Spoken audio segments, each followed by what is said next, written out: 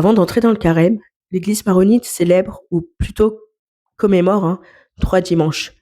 Ces 3 semaines servent, à préparer le fidèle, spirituellement, psychologiquement et communautairement, à la période du carême, donc du jeûne, de la conversion et de la pénitence. Elle constitue une progression spirituelle.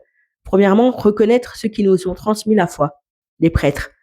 Ensuite, méditer sur l'exemple des saints et des justes, puis prier pour les défunts, afin que toute l'Église, triomphante et souffrante, entre unie dans le temps du salut.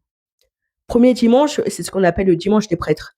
Ce dimanche ouvre la trilogie, il est consacré à rendre grâce pour le ministère sacerdotal et pour tous ceux qui nous sont donc appelés à servir Dieu à travers justement les saints sacrements.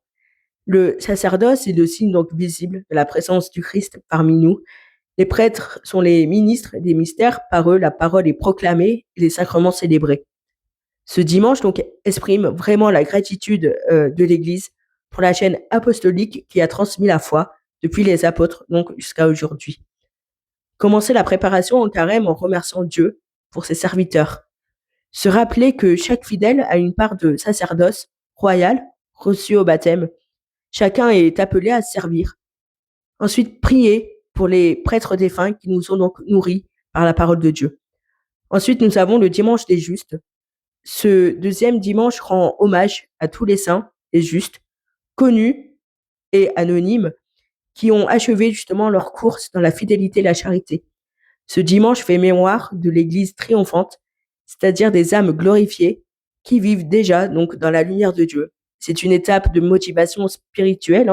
Les fidèles contemplent ceux qui ont marché avant eux pour se fortifier dans leur propre chemin de sainteté. C'est aussi une invitation à imiter les vertus des saints, foi, espérance et charité.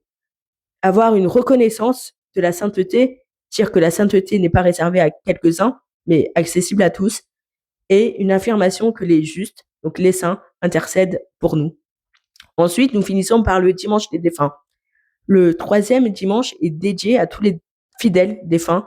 Il clôt du coup la période de la préparation au carême et unit toute l'Église vivante et morte dans une même espérance. Ce dimanche exprime la miséricorde de Dieu pour les âmes des morts. L'Église maronite croit, comme d'ailleurs dans toute l'Église, en la communion des saints. Les vivants peuvent intercéder aussi pour les défunts. Et tous ceux qui attendent ensemble, justement, c'est la résurrection finale. C'est un rappel de la fragilité de la vie et de la promesse de la résurrection.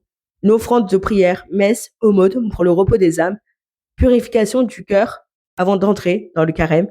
On se réconcilie avec les morts et on demande pardon. Ces 3 semaines préparent finalement le croyant à rentrer dans le carême dans une attitude d'unité, reconnaissance et pénitence. Ainsi, le carême commence non pas comme une démarche individuelle, mais comme une démarche vraiment donc communautaire vers la résurrection, donc vers Pâques.